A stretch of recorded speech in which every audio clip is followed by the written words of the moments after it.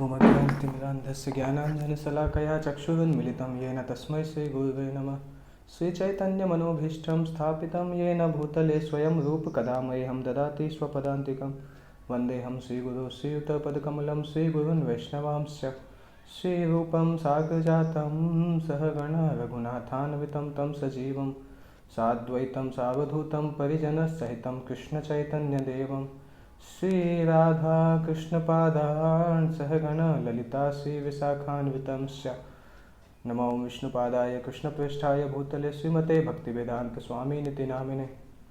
नमस्ते सारस्वते देवे गौरवाणी प्रचारिणे निर्विशेषशून्यवादी पाश्चात्यदेशतारिणे। श्रीकृष्ण चैतन्य प्रभु नित्यानंद श्री अद्वैत गदाधर श्रीवासादि गौरभक्तवृंद। हरे कृष्ण कृष्ण कृष्ण हरे हरे, हरे राम राम राम हरे हरे। हरे कृष्ण। तो आप सभी का इसमें रामायण सेशन में स्वागत है। कल हमने डिस्कस किया था कि रामायण की हिस्ट्री को हमने कल डिस्कस किया था और उसके साथ साथ हमने देखा था कि किस प्रकार वाल्मीकि ने प्रश्न पूछा अपने स्पिरिचुअल मास्टर नारद मुनि से कि संसार में कौन सुप्रीम हीरो है जिसके पास सारे गुण पाए जाएं। तो नारद मुनि ने उनको रामायण सुनाया। फिर वाल्मीकि ने स्नान करने के लिए जाते हैं तो हंटर को शाप देते हैं, फिर ब्रह्मा जी उनसे मिलने के लिए आते हैं। इस तरह से हमने कल देखा था।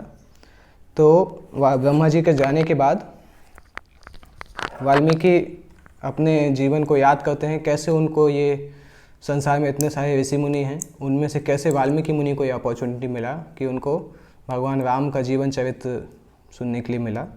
तो उस सीक्वेंस में वाल्मीकि अपना पास्ट याद करते हैं, उनका भूतकाल में क्या हुआ। तो वाल्मीकि एक रत्नाकर नाम से एक हंटर शिकारी थे जो कि पशुओं को मारने में बहुत सुख महसूस करते थे। तो एक बार जब वो जंगल में शिकार के लिए दौड़ रहे थे पशुओं के पीछे, तो उन्होंने नारद मुनि को वहाँ पे देखा। और नारद मुनि को जैसे ही उन्होंने देखा तो 1 मिनट के लिए रुके वो, क्योंकि नारद मुनि के अंदर इतनी आध्यात्मिक प्योरिटी है कि उनको देखने के बाद 1 मिनट के लिए रुके और उनकी तरफ वो देखने लगे और फिर तुरंत फिर भागने लगे। तो नारद मुनि ने उनसे प्रश्न किया कि आप इन पशुओं को इतने समय से आप ये पाप क्यों कर रहे हैं, पशुओं को आप क्यों मार रहे हैं। इस तरह से नारद मुनि ने उनसे प्रश्न किया। और मृगावी ने ये वाल्मीकि रत्नाकर ने बोला कि मैं अपने घर वालों का भरण पोषण करने के लिए इन सब पशुओं को मारता हूँ, और जो भी मैं डकैती ये सब कुछ काम करता हूँ ये अपने घर वालों को ही अच्छे से जीवन जी सकें, इसलिए मैं करता हूँ। तो नारद मुनि ने पूछा कि तुम जो भी ये पाप कर रहे हो, इस हर पाप का तुम्हें फल मिलने वाला है। तो इसने बोला, रत्नाकर ने, कि चूँकि मैं तो अपने घर वालों के लिए कर रहा हूँ, तो जो भी पाप का फल होगा वो लोग मुझे हेल्प करेंगे, असिस्ट करेंगे, उनको भी वो भी मेरे साथ पाप का फल शेयर करेंगे, क्योंकि मैं तो अपने घर वालों को फीड करने के लिए कार्य कर रहा हूँ। तो नारद मुनि ने उसको बोला कि जाओ पहले घर वालों से पूछ के आओ कि तुम्हारे कर्म के जो फल हैं, पाप कर्म के जो फल हैं, उसमें वो भी शेयर प्राप्त करेंगे क्या, वो तुम्हारी मदद करेंगे क्या। तो जब रत्नाकर अपने घर जाता है तो शॉक हो जाता है, अपनी पत्नी से पूछता है। पत्नी बोलती है कि नहीं, तो ये तो तुम्हारी जिम्मेदारी है कि तुम मुझे खिलाओ, कैसे तुम लेके आते हो उससे मुझे कोई मतलब नहीं, और जो भी तुम पाप कर्म करते हो उसका तुम्हें फल मिलेगा, मैं उसमें क्यों बीच में आऊँगी। इस तरह से उनकी पत्नी बोल के मना कर देती है, सारे रिश्तेदार भी मना कर देते हैं। तब रत्नाकर को होश आता है और आके वो नारद मुनि के चरणों पे गिरता है कि मैंने तो बचपन से इतने पाप किए हैं, और जिन लोगों के लिए मैं पाप कर रहा था वो लोग अभी सब पीछे हट रहे हैं, कोई मेरी मदद करने के लिए तैयार नहीं है। तो जब रत्नाकर नारद मुनि के चरणों पे गिरे हुए हैं और बहुत डरे हुए हैं कि जितने उन्होंने पाप किए हैं उस पाप से उनको बहुत बुरा फल मिलने वाला है। तो नारद मुनि तो आध्यात्मिक गुरु हैं पूरे संसार के। नारद मुनि ने उनको सॉल्यूशन दिया कि आप भगवान राम का नाम जप करिए। अभी ये इंसिडेंट कुछ कुछ रामायण में अलग तरीके से बताते हैं, परंतु वाल्मीकि रामायण में जिस तरह से डिस्कस हुआ है उस तरीके से मैं आपको बताता हूँ कि जैसे कुछ लोग बोलते हैं कि उन्होंने उल्टा नाम जप किया और राम का उल्टा नाम मरा होता है, परंतु भक्ति सिद्धांत सरस्वती ठाकुर ने उस चीज़ को स्वीकार नहीं किया, क्योंकि उस समय हिंदी भाषा नहीं बोली जाती थी। इतने समय पहले संस्कृत वहाँ मेन भाषा थी, तो संस्कृत में मरा शब्द का इतना कुछ मीनिंग नहीं होता है। संस्कृत में डेड को मृत बोला जाता है, मरा नहीं बोला जाता है। मरा हिंदी में बोला जाता है, तो जब हिंदी भाषा थी नहीं तो फिर मरा का बोलने का कुछ मतलब नहीं है। तो वाल्मीकि रामायण इसलिए, वाल्मीकि रामायण और जो पुरानी रामायण है जो पहले लिखी गई थी उनमें सिंपल लिखा है कि नारद मुनि ने उसको राम का नाम जप करने के लिए दिया, और राम का नाम जप करते करते इस तरह से बोल के नारद मुनि चले गए। और कुछ साल बाद जब नारद मुनि आए, धीरे धीरे क्या हुआ कि ये रत्नाकर जो थे वो राम का नाम लेने में डूब गए। दिन से हफ्ते निकल गए, हफ्ते से महीने निकल गए, महीने से साल निकल गए। इस तरीके से लगातार राम का नाम ले रहे हैं, जप कर रहे हैं, इस तरह से बहुत समय निकल गया। तो नारद मुनि एक बार वहाँ से निकल रहे थे, तो जब वो हवा से जा रहे थे नारद मुनि, तो उन्होंने देखा कि नीचे से कहीं से राम नाम की आवाज़ आ रही है। तो उन्होंने एक स्पॉट किया, ढूंढा, तो उन्हें पता चला कि एक एंट हिल बोलते हैं उसको हिंदी में। जैसे जंगल में आप देखेंगे कि कोई चीज़ के ऊपर चींटियाँ जो है वो पहाड़ जैसा बना देती हैं, मिट्टी मिट्टी से भर जाता है वो जगह। तो उन्होंने देखा उसके अंदर से आवाज़ आ रही थी, और जब नारद मुनि ने उसके अपना पानी डाला, कमंडल से निकाल के पानी डाला, तो वो एंट हिल जो था, वो जो मिट्टी उसके ऊपर जमी हुई थी वो हटा। उसके अंदर फिर उन्होंने देखा कि रत्नाकर जो थे वो राम का नाम का जप कर रहे थे।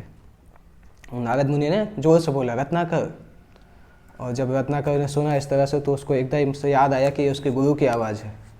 तो रत्नाकर ने तुरंत आँख खोला, उसकी आँखों से आंसू आने लगे, क्योंकि नारद मुनि की कृपा को देख के रत्नाकर जो थे वो बहुत अपने आप को समर्पित कर दिए नारद मुनि के चरणों में। उनको ये रियलाइज़ हुआ कि यही वो मेरे गुरु हैं जिन्होंने मुझे बचाया था, जिन्होंने मुझे बचा लिया और भगवान राम का नाम प्रदान किया और मुझे इस स्थिति तक पहुंचाया कि मैं भगवान का नाम का जप कर पा रहा हूँ। तो नारद मुनि अपने शिष्य को देख के इतने खुश हुए, रत्नाकर को देख के, कि रत्नाकर इतने दृढ़ संकल्प हैं कि कई साल से राम का नाम लगातार ले रहे हैं मेरे आदेश के अनुसार। तो इस तरह से नारद मुनि ने बहुत खुश हुए, और नारद मुनि ने उनको एक नया नाम दिया। वो नाम था वाल्मीकि। वाल्मीकि शब्द जो है वो वाल्मीक से निकल के आता है। वाल्मीक मतलब एंट हिल, चींटियों के द्वारा बनाया हुआ मिट्टी का जो पहाड़ जो जंगल में होता है उसको वाल्मीक बोलते हैं। और वाल्मीकि मतलब जो उसमें से निकल के आया है, एंट हिल से निकल के जो ऋषि आए हैं उनको वाल्मीकि ऋषि बोलते हैं, वाल्मीकि मुनि बोलते हैं। तो वाल्मीकि मुनि हमेशा अपने टीचर नारद मुनि के लिए बहुत कृतज्ञ थे, और धीरे धीरे उनको समझ में आया कि उनको रामायण लिखने के लिए क्यों चूज़ किया गया है। संसार में इतने सारे ऋषि मुनि हैं, उसमें से उनको ही क्यों चूज़ किया है, क्योंकि नारद मुनि की कृपा से उनको राम का नाम का जप करने के लिए मिला। नारद मुनि ने उनको आदेश दिया कि राम का नाम जप करो, और राम का नाम जप करने के कारण भगवान राम की कृपा उनको मिली, और भगवान राम की कृपा के कारण सीता माँ को भगवान राम ने उनके आश्रम में रहने के लिए भेजा। हम सभी जानते हैं कि लव कुश का शिक्षण वाल्मीकि जी के आश्रम में हुआ था। सीता माता उन्हीं के आश्रम में रहती थी दूसरी बार जब वनवास में गई थी। तो एक तो नारद की कृपा के कारण उनको राम की कृपा मिली, और राम की कृपा से उनके आश्रम में सीता उनके आश्रम में रहने के लिए गई, और सीता को सेवा करने का मौका उनको मिला, और सीता की कृपा से उनको रामायण लिखने का मौका मिला। ब्रह्मा जी ने इसीलिए उनको रामायण लिखने का मौका दिया क्योंकि सीता उनके आश्रम में थी। तो वाल्मीकि ने सोचा कि मैं कृपा से ही बना हुआ हूँ, पहले मेरे शिक्षक की कृपा, फिर भगवान राम की कृपा, फिर सीता की कृपा, मदर सीता की कृपा। तो मैं चाहता हूँ कि मैं कृपा का ही प्रोडक्ट हूँ। तो मैं ये प्रार्थना करता हूँ कि वो ही जिन्होंने मेरे ऊपर कृपा की है वो ही मुझे इंस्पायर करें कि मैं रामायण को लिख सकूँ। तो इससे हमें ये समझ में आता है कि रामायण एग्जैक्ट ऑलमोस्ट कब लिखी गई थी। हालांकि अलग अलग अलग अलग आचार्यों के थोड़े थोड़े अलग अलग ओपिनियन हैं इस बारे में, पर हम ये समझ सकते हैं कि सारे ओपिनियन ठीक भी हो सकते हैं, क्योंकि भगवान राम का इनकारनेशन कई बार हुआ है। तो किसी पुराण में कुछ और समय दिया हो सकता है, किसी में कुछ और दिया हो सकता है, परंतु राम का इनकारनेशन कई बार हो चुका है, कभी ग्रीनिश कभी ब्लूइश। तो इसमें जो आता है कंब रामायण में, उसमें लिखा है कि वाल्मीकि रामायण लिखी गई थी जब राम वनवास से लौट चुके थे और सीता का सेकंड वनवास चालू हो चुका था, क्योंकि भगवान राम और सीता की शादी 12 साल की उम्र में हुई थी। फिर अगले 12 साल तक दोनों लोग अयोध्या में राजकुमार की तरह रहे थे, और फिर 25 साल की उम्र में राम का वनवास हुआ था, और फिर 14 साल तक राम जंगल में थे। 39 साल के बाद राम आए थे, और उसी समय आते ही साथ राम अयोध्या के राजा बन गए थे। उसके कुछ समय बाद वाल्मीकि ने रामायण को लिखना प्रारंभ किया था। ये इस तरह से एक आचार्य का डिस्क्रिप्शन है। हालांकि राम और वाल्मीकि कई बार आते हैं, राम के एटर्नल एसोसिएट हैं वाल्मीकि, नित्य सिद्ध भक्त हैं। तो एक आचार्य इस तरह से भी बताते हैं कि रामायण चल रहा था, उसके पहले भी रामायण लिखा गया था। तो हम इस तरह से समझ सकते हैं कि ब्रह्मा के अलग अलग दिन में अलग अलग तरीके से ये लीलाएँ घटित हो सकती है। और इन जनरल जो यहाँ पे डिस्क्राइब किया गया है कि भगवान राम जब राजा थे उस समय रामायण को वाल्मीकि ने पूरी तरह से लिखा था, और लिखने के बाद लव कुश को ट्रेन किया था। तो जब रामायण इस तरह से जब रामायण लिखने के लिए बैठे तो सारी की सारी रामायण उनके हृदय में जागृत हो गई। इस तरह से जागृत हो गई कि रामायण के हर कैरेक्टर का क्या क्या रोल है, उसके अंदर क्या क्या इमोशन थे, इस प्रकार पूरा का पूरा ज्ञान उनके हृदय में आ गया, वाल्मीकि के हृदय में। और केवल ऐसा नहीं कि उनको पूरी स्टोरी पता थी, उनको ये भी पता चल गया था कि कौन कौन सा कैरेक्टर क्या क्या इमोशन फील कर रहा है हार्ट में। इस तरह से भी वाल्मीकि को पता चल गया था जब वो लिखने के लिए बैठे। तो इस तरह से उन्होंने लिखा चालू किया, और रामायण एक बहुत बड़ा शास्त्र बना 24,000 श्लोकों के साथ। उसमें 640 अध्याय थे, और 6 किताबों के साथ उन्होंने इसको ओरिजिनली लिखा। अभी वाल्मीकि ने जब पूरी रामायण को लिखा तो उन्होंने सोचा कि अभी इस रामायण को पूरी दुनिया में प्रेजेंट कैसे किया जाए। शास्त्र तो लिखा गया, परंतु इसको प्रेजेंट करना आवश्यक है कि दुनिया के लोगों को पता चले। तो वाल्मीकि ने सोचा कि मैं म्यूजिक के द्वारा इनको लोगों तक इस शास्त्र को पहुंचाऊंगा, पॉपुलराइज करूंगा इस शास्त्र को म्यूजिक के द्वारा। क्योंकि पूरा रामायण आपको पता होगा, वाल्मीकि ने एक श्लोक बोला था जो हंटर को शाप देने के लिए, तो एक ही मीटर में पूरा रामायण था, तो उसको पोयम के जैसे, गीत के जैसे गाया जा सकता था, सिंगल मीटर होने के कारण। तो वाल्मीकि केवल किसी को ढूंढ रहे थे कि कौन ऐसा व्यक्ति है जिसका गाने का स्किल बहुत अच्छा हो, जिसको वो पूरा रामायण सिखा सकें, और फिर वो अलग अलग जगह पे जाके इस रामायण को प्रचार कर सकें। तो एक तो वाल्मीकि के हृदय में रामायण जो अनफोल्ड हुई, उससे हम समझ सकते हैं कि दिव्य ज्ञान जो है वो हृदय में प्रकाशित होता है आध्यात्मिक गुरु की कृपा से। हम गुरु पूजा में गाते भी हैं, दिव्य ज्ञान हृदय प्रकाशित हो। कि दिव्य ज्ञान ऐसा नहीं होता है कि हम अपनी शक्ति से प्राप्त कर सकते हैं। वाल्मीकि को जो ये ज्ञान प्राप्त हुआ, ब्रह्मा की इच्छा और भगवान राम की कृपा और नारद मुनि की कृपा और सीता की कृपा के द्वारा, मदर सीता की कृपा के द्वारा प्राप्त हुआ। तो भौतिक साइंस जो है उसमें स्किल की बहुत ज़्यादा ज़रूरत होती है, परंतु आध्यात्मिक ज्ञान में कैरेक्टर, चरित्र की बहुत ज़रूरत होती है। तो वाल्मीकि को रामायण लिखने के लिए इसलिए नहीं चुना गया था क्योंकि वो दुनिया में सबसे ज़्यादा कॉम्पिटेंट व्यक्ति थे, उनसे ज़्यादा स्किल वाले ऋषि मुनि भी थे, बड़े ऋषि मुनि भी थे, परंतु उनका चरित्र बहुत अच्छा था, और उनके चरित्र बहुत अच्छा होने के कारण आध्यात्मिक गुरु का कृपा उनको प्राप्त थी, और आध्यात्मिक गुरु की कृपा के कारण उनको भगवान की कृपा प्राप्त हुई। तो वाल्मीकि मुनि जब सोच रहे थे कि किसके द्वारा इसको प्रचार किया जाए, तो उन्होंने देखा सीता के 2 पुत्र थे, लव और कुश। ये दोनों पुत्र उस समय तक बड़े हो गए थे, बड़े मतलब कुमार अवस्था को पार कर चुके थे। और ये पुत्र के बारे में डिस्क्रिप्शन आता है, लव कुश इस संसार में सुंदरता की प्रतिमूर्ति थे। सुंदरता, विनम्रता, चरित्र और स्किल्स, ये सभी उनके अंदर पूरी तरह से पाए जाते थे। तो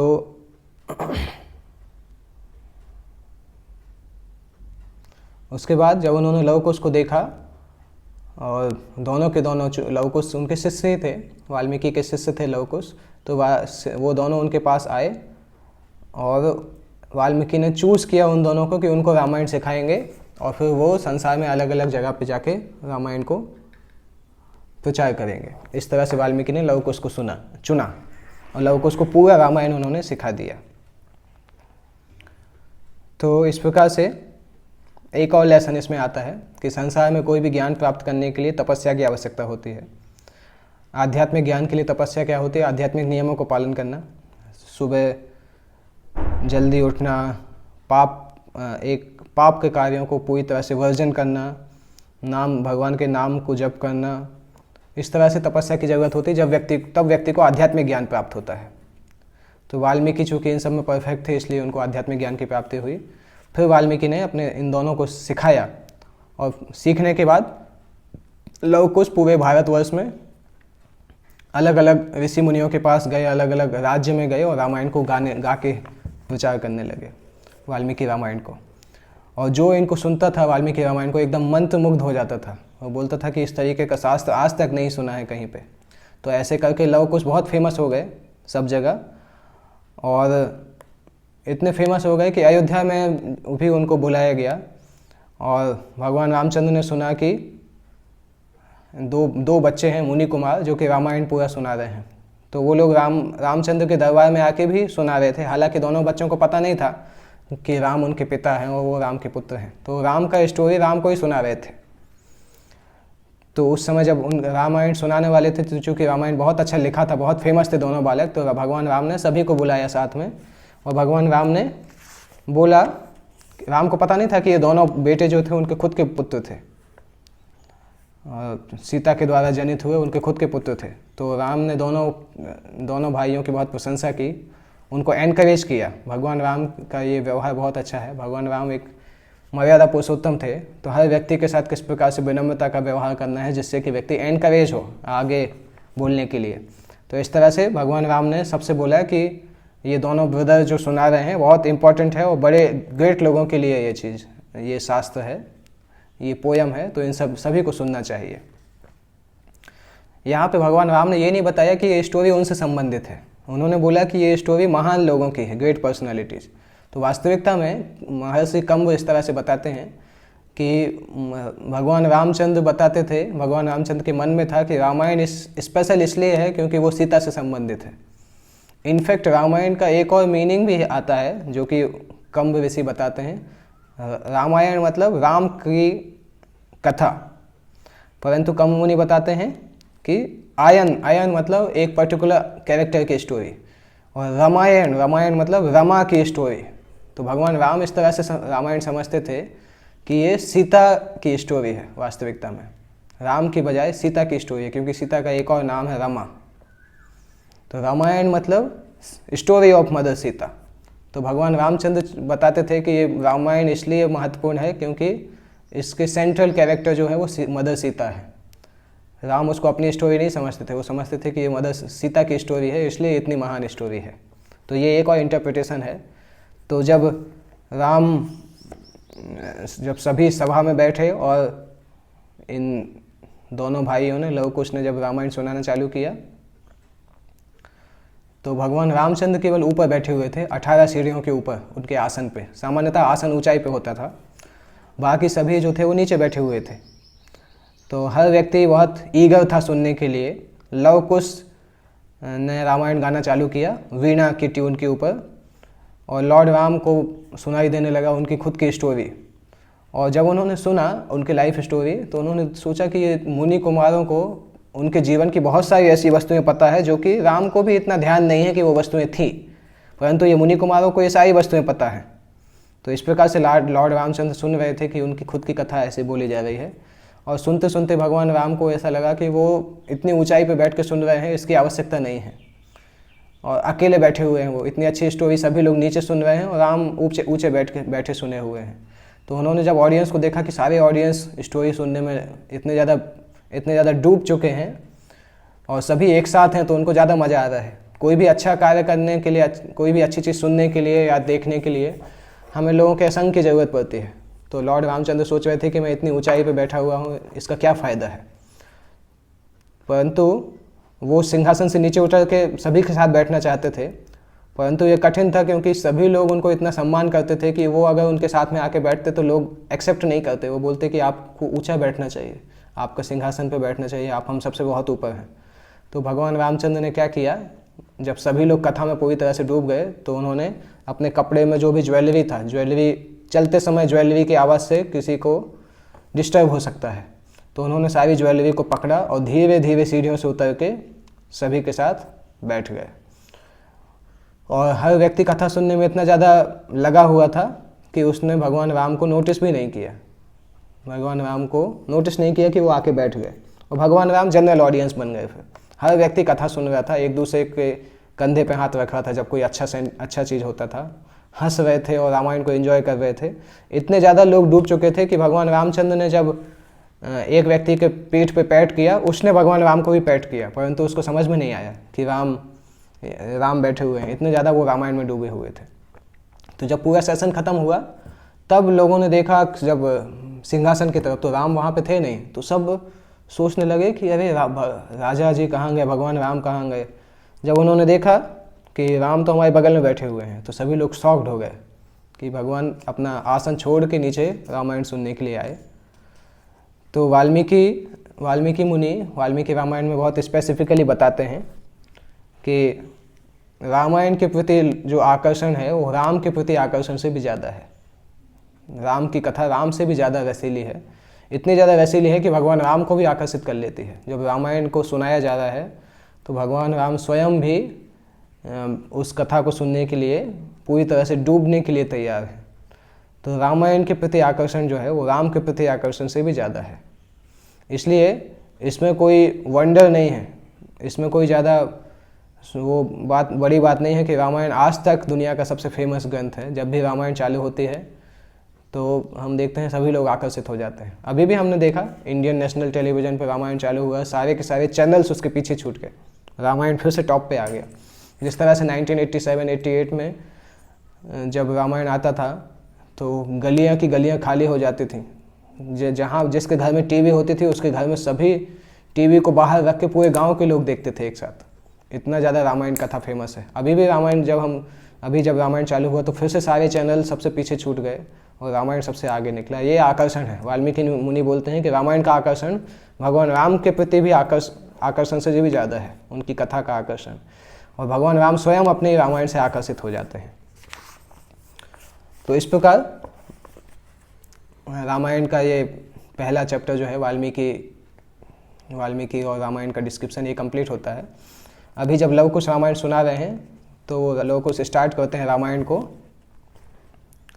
अयोध्या का डिस्क्रिप्शन। अयोध्या सिटी जो है उसका नाम अयोध्या इसलिए है अयोध्या कि युद्ध में अयोध्या को कभी भी पीछे कर पाना, डिफीट कर पाना पॉसिबल नहीं है। अयोध्या मतलब जिससे कोई फाइट नहीं कर सके, योद्धा मतलब जिससे लड़ाई की जा सके, अयोध्या मतलब जिससे कोई लड़ नहीं सकता है। इतनी शक्तिशाली सिटी है, इतना शक्तिशाली राज्य है कि उस राज्य से कोई फाइट करके जीत नहीं सकता है। इसलिए अयोध्या का नाम है अयोध्या कि उससे युद्ध में जीता नहीं जा सकता है। और लव कुश की स्टोरी उसी अयोध्या के डिस्क्रिप्शन से चालू होती है। कोसल राज्य की राजधानी, उसकी कैपिटल सिटी है अयोध्या, जो कि सरयू नदी के तट पे है। और सरयू नदी जो है वो ब्रह्मा के द्वारा एक तालाब बनाया गया था, मानस सरोवर। उस मानस सरोवर से ये नदी निकली थी, सरयू नदी, और अयोध्या सिटी उसके तट पे थी। तो इसमें हम देखेंगे अयोध्या सिटी का डिस्क्रिप्शन आता है, उसके बाद अयोध्या सिटी के राजा दशरथ का डिस्क्रिप्शन आता है, और फिर भगवान राम के जन्म का डिस्क्रिप्शन आएगा। तो राजा दशरथ जो थे इक्ष्वाकु वंश, जो हमने कल डिस्कस किया था, इक्ष्वाकु वंश के बहुत महान राजा थे। और अयोध्या सिटी को किसने पहली बार डेवलप किया था? राजा मनु जो हैं, वैवस्वत मनु, जिनके पुत्र इक्ष्वाकु थे, उन मनु ने अयोध्या सिटी को पहली बार डेवलप किया था। इस सिटी को फाउंडेशन उन्होंने डाला था, और बाद में ये इक्ष्वाकु वंश के राजाओं की राजधानी थी अयोध्या सिटी। और अयोध्या, जैसे हमने डिस्कस किया, अयोध्या का मतलब कि उसको कोई जीत नहीं सकता है। तो अयोध्या बाहर के शत्रुओं से भी सुरक्षित थी, अंदर के शत्रुओं से भी सुरक्षित थी। कोई भी शत्रु उसको जीत नहीं सकते हैं। बाहर के शत्रु तो समझ में आता है कि बाहर दूसरे राज्य है या शत्रु राज्य जो हैं वो अयोध्या से नहीं जीत सकते थे, परंतु अंदर के शत्रुओं से क्या मतलब है? अंदर के शत्रुओं का मतलब है कि जो 6 प्रकार के शत्रु होते हैं मनुष्य के, काम, क्रोध, लोभ, मोह, मद, मात्सर्य, ये 6 शत्रु भी अयोध्या में उपस्थित नहीं थे। हर व्यक्ति अपने आप में शुद्ध था, किसी के अंदर ये काम, क्रोध, ये सब नहीं था। तो अयोध्या में महाराज दशरथ के राज्य के कारण सारे के सारे लोग जो थे वो शुद्धता को प्राप्त थे, किसी के अंदर ये काम भावना, क्रोध भावना ये सब नहीं पाई जाती थी। तो बाहर के शत्रु, अंदर के शत्रु, इन दोनों प्रकार के शत्रुओं से अयोध्या सिटी पूरी तरह से सुरक्षित था।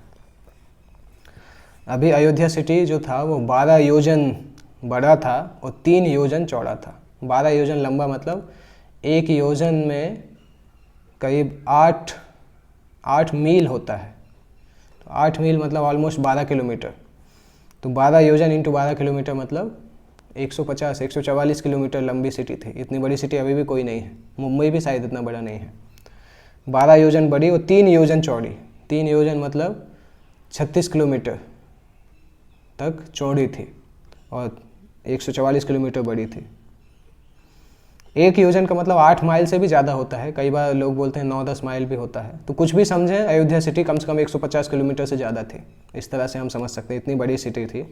और सिटी चारों तरफ से किले की दीवार के जैसी ढकी हुई थी और दीवार के साथ साथ पूरे सिटी को ढकते हुए एक, पहले के समय में किले के बाहर एक बहुत बड़ा गड्ढा खोल के उसमें पानी को भरा जाता था, जिससे कि लोग उस गड्ढे को पार करके उस शहर में नहीं प्रवेश कर सकें। केवल कुछ ब्रिज होते थे, ब्रिज जो कि उठाए जा सकते थे, ऑटोमेटिक ब्रिज होते थे। जब वो खुलते थे तभी लोग अंदर आ सकते थे।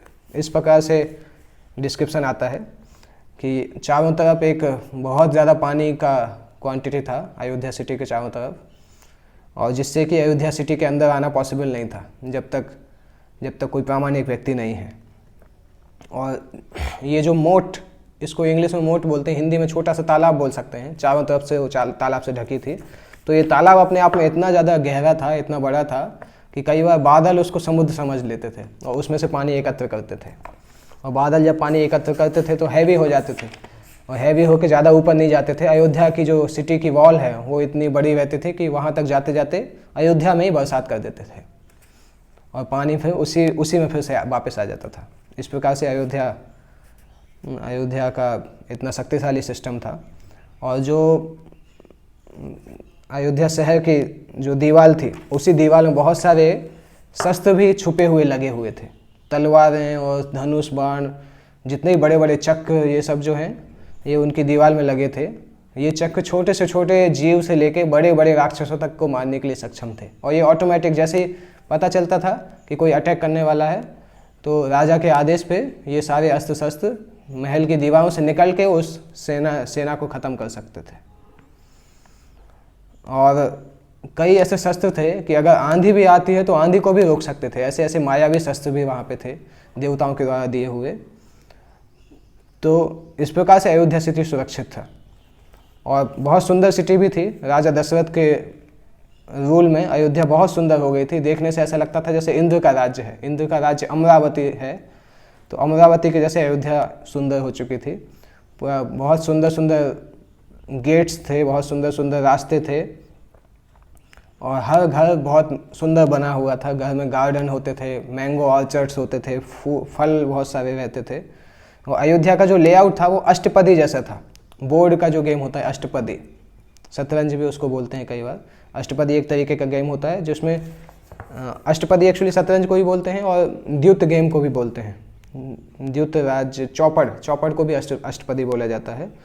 तो सिटी जो थी वो डाइस टेबल के जैसी थी और सेंटर पॉइंट जो था, सेंट्रली लोकेटेड महल थे, उससे 8 दिशाओं में रोड्स निकल के जाती थी। और इस सिटी में बहुत सारे घर थे, कोई भी प्लेस ऐसा नहीं था जिसको यूटिलाइज नहीं किया गया हो ठीक तरीके से। और सिटी इतनी बड़ी थी कि किसी ने भी उस सिटी के बाउंड्री को देखा नहीं था, किसी एक व्यक्ति ने। सरयू नदी इतनी बड़ी थी, परंतु सरयू नदी उस सिटी के अंदर से कई जगह से निकलती थी। सरयू नदी भी ऐसा नहीं डिफाइन नहीं कर पाई थी कि अयोध्या कितना बड़ा है। अयोध्या के जो महल थे वो चंद्रमा से भी ज़्यादा सफ़ेद माने जाते हैं और हर फ्लोर में मणि जली हुई थी। हर महल में जो फ्लोर थे वो मणि जड़े रहते थे, सोना ये सब मणि वहाँ पे जड़ी रहती थी। और कुछ सारे फ्लोर के जो पिलर्स थे, खंबे थे, चंदन की मिट्टी से बने थे, कुछ सोने से बने हुए थे। और इस प्रकार से 20 मिलियंस 2 करोड़ ऐसे महल थे सिटी के अंदर। और अयोध्या के महल रत्नों से भरे हुए थे। और अयोध्या एक व्यापार का भी केंद्र था, जहाँ पे पूरे संसार से लोग आते थे, अलग अलग राज्यों से लोग आते थे और अयोध्या से बिजनेस करना चाहते थे। और अयोध्या में म्यूज़िक बहुत अच्छा था, हमेशा वहाँ पे म्यूज़िक की ट्यून चलती रहती थी, लोग इंटरेस्टेड रहते थे म्यूज़िक के लिए। तो आज के सेशन में हम इतना डिस्कस करेंगे। कल हम देखेंगे राजा दशरथ ने अयोध्या को किस प्रकार से मैनेज किया था, अयोध्या का एडमिनिस्ट्रेशन कैसा था, और आगे फिर राजा दशरथ की इच्छाएं क्या थी वो हम कल देखेंगे कि किस प्रकार से राजा दशरथ ने अयोध्या के सिंचाई सिस्टम को, वाटर सिस्टम को मैनेज किया था, और आगे आगे क्या होता है। तो ओके, यहाँ तक ही रखते हैं, कल हम फिर से मिलते हैं, इसके आगे डिस्कस करेंगे। तो अगर हम इस तरह से डिस्कस करेंगे तो हम धीरे धीरे इन सारे डिटेल को करके, इस आज की क्लास में भी आपने देखा होगा कई डिटेल्स ऐसे आए होंगे जो सामान्यतः आपने रामायण में नहीं सुने होंगे। तो ऐसे में हमारी स्पीड हो सकता कम हो, परंतु ये डिटेल्स को आप लाइफ लेसन के रूप में अगर नोट करके रखेंगे तो लाइफ टाइम आपको काम आ सकते हैं, और रामायण आप बहुत इंटरेस्टिंग तरीके से सीख सकते हैं। तो हम कल फिर से इसी समय पर मिलेंगे। बहुत बहुत धन्यवाद। जगत गुरु श्रील प्रभुपाद की जय।